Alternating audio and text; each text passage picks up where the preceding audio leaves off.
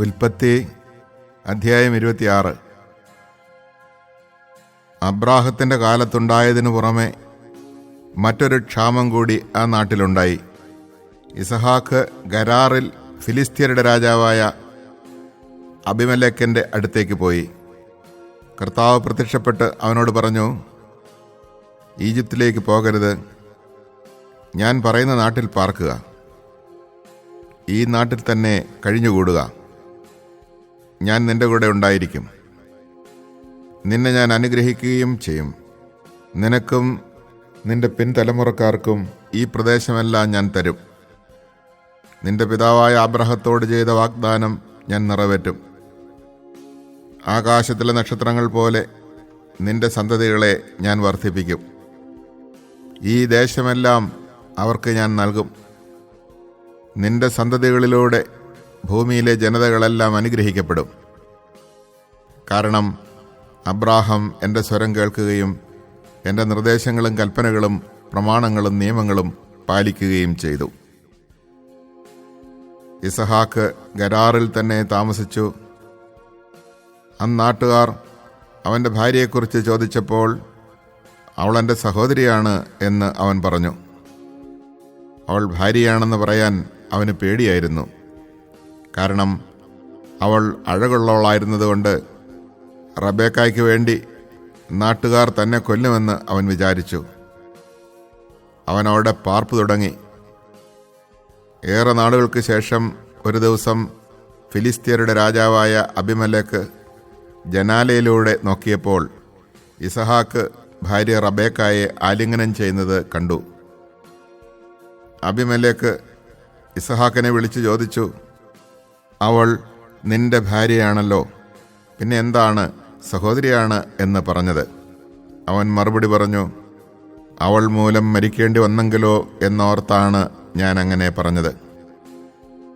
അബിമേലെക്ക് ചോദിച്ചു, നീ എന്തിനാണ് ഞങ്ങളോട് ഇത് ചെയ്തത്?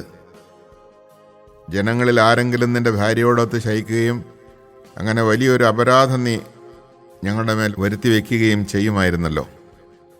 അതുകൊണ്ട് അബിമേലെക്ക് ജനങ്ങൾക്കെല്ലാം താക്കീത് നൽകി, ഈ മനുഷ്യനെയോ അവൻ്റെ ഭാര്യയെയോ ആരെങ്കിലും തൊട്ടുപോയാൽ അവൻ വധിക്കപ്പെടും. ഇസഹാക്ക് ആ നാട്ടിൽ കൃഷി ഇറക്കുകയും അക്കൊല്ലം തന്നെ 100 മേനി വിളവെടുക്കുകയും ചെയ്തു. കർത്താവ് അവനെ അനുഗ്രഹിച്ചു. അവൻ അഭിവൃദ്ധിപ്പെട്ടുകൊണ്ടേയിരുന്നു. ക്രമേണ അവൻ വലിയ സമ്പന്നനാവുകയും ചെയ്തു.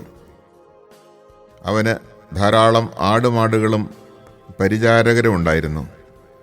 അതുകൊണ്ട് ഫിലിസ്ത്യർക്ക് അവനോട് അസൂയ തോന്നി. അവൻ്റെ പിതാവായ അബ്രാഹത്തിൻ്റെ വേലക്കാർ കുഴിച്ച കിണറുകളെല്ലാം ഫിലിസ്ത്യർ മണ്ണിട്ട് മൂടി. അബിമേലെക്ക് ഇസഹാക്കിനോട് പറഞ്ഞു, ഞങ്ങളെ വിട്ടു പോവുക, നീ ഞങ്ങളെക്കാൾ കൂടുതൽ ശക്തനായിരിക്കുന്നു. ഇസഹാക്ക് അവിടെ നിന്ന് പുറപ്പെട്ട് ഗരാറിൻ്റെ താഴ്വരയിൽ കൂടാരമടിച്ചു. തൻ്റെ പിതാവായ അബ്രാഹത്തിൻ്റെ കാലത്ത് കുഴിച്ചതും അവൻ്റെ മരണശേഷം ഫിലിസ്ത്യർ നികത്തിക്കളഞ്ഞതുമായ കിണറുകളെല്ലാം ഇസഹാക്ക് വീണ്ടും കുഴിച്ചു. തൻ്റെ പിതാവ് കൊടുത്ത പേരുകൾ തന്നെ അവയ്ക്ക് നൽകുകയും ചെയ്തു.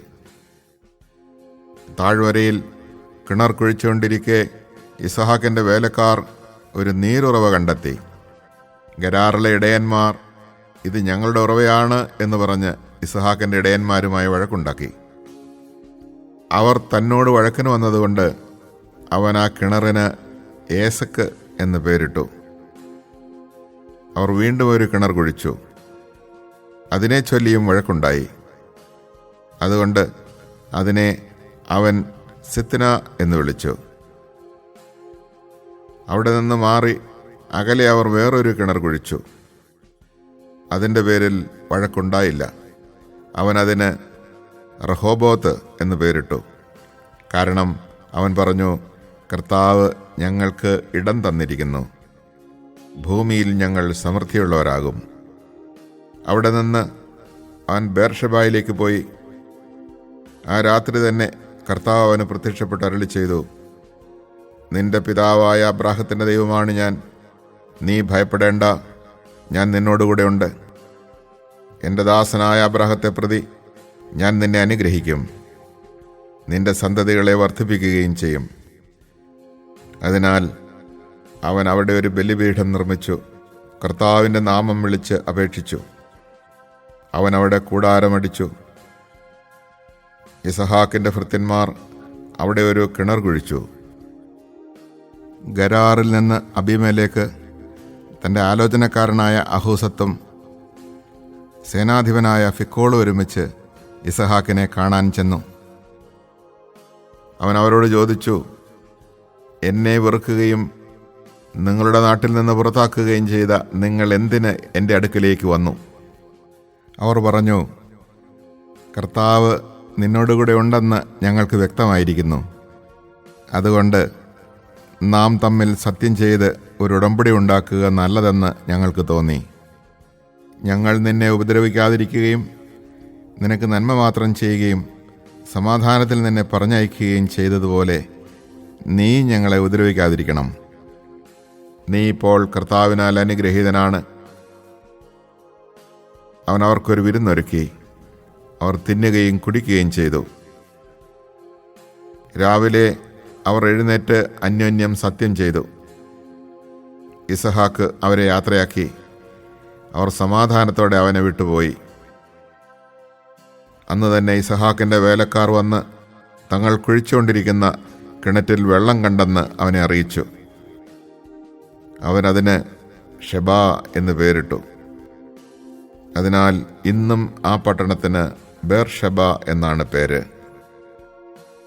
40 വയസ്സായപ്പോൾ ഏസാവ് ഹിത്യനായ ബേരിയുടെ പുത്രി യൂദിത്തിനെയും ഹിത്യനായ ഏലോണിൻ്റെ പുത്രി ബാസ്മത്തിനെയും വിവാഹം ചെയ്തു. അവർ ഇസഹാക്കിൻ്റെയും റബേക്കായുടെയും ജീവിതം ദുഃഖപൂർണമാക്കി. Chapter 26.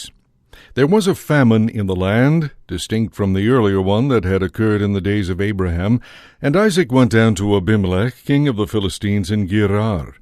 The Lord appeared to him and said, Do not go down to Egypt, but continue to camp wherever in this land I tell you. Stay in this land, and I will be with you and bless you. For to you and your descendants I will give all these lands in fulfillment of the oath that I swore to your father Abraham. I will make your descendants as numerous as the stars in the sky, and give them all these lands, and in your descendants all the nations of the earth shall find blessing. This because Abraham obeyed me, keeping my mandate, my commandments, my ordinances, and my instructions. So Isaac settled in Gerar. When the men of the place asked questions about his wife, he answered, She is my sister. He was afraid, if he called her his wife, the men of the place would kill him on account of Rebekah, since she was very beautiful.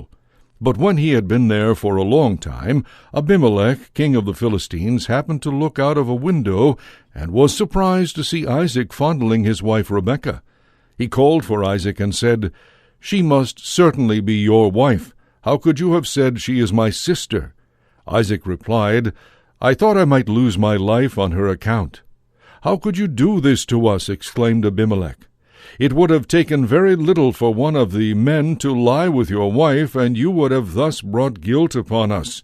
Abimelech therefore gave this warning to all his men, Anyone who molests this man or his wife shall forthwith be put to death. Isaac sowed a crop in that region and reaped 100-fold the same year. Since the Lord blessed him, he became richer and richer all the time until he was very wealthy indeed. He acquired such flocks and herds and so many work animals that the Philistines became envious of him.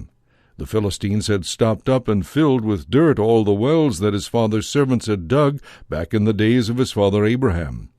So Abimelech said to Isaac, Go away from us. You have become far too numerous for us. Isaac left there and made the Wadi Gerar his regular campsite. Isaac reopened the wells which his father's servants had dug back in the days of his father Abraham, and which the Philistines had stopped up after Abraham's death. He gave them the same names that his father had given them. But when Isaac's servants dug in the wadi and reached spring water in their well, the shepherds of Gerar quarreled with Isaac's servants, saying, The water belongs to us. So the well was called Ezek, because they had challenged him there. Then they dug another well, and they quarreled over that one too, so it was called Sitnah. When he had moved on from there, he dug still another well, but over this one they did not quarrel. It was called Rehoboth, because he said, "The Lord has now given us ample room, and we shall flourish in the land." From there Isaac went up to Beersheba.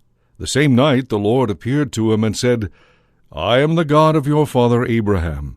You have no need to fear, since I am with you. I will bless you and multiply your descendants for the sake of my servant Abraham." So he built an altar there and invoked the Lord by name. After he had pitched his tent there, his servants began to dig a well nearby. Abimelech had meanwhile come to him from Gerar, accompanied by Ahuzath, his counselor, and Phicol, the general of his army.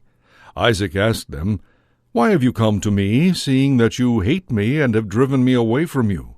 They answered, "We are convinced that the Lord is with you, so we propose that there be a sworn agreement between our two sides, between you and us. Let us make a pact with you.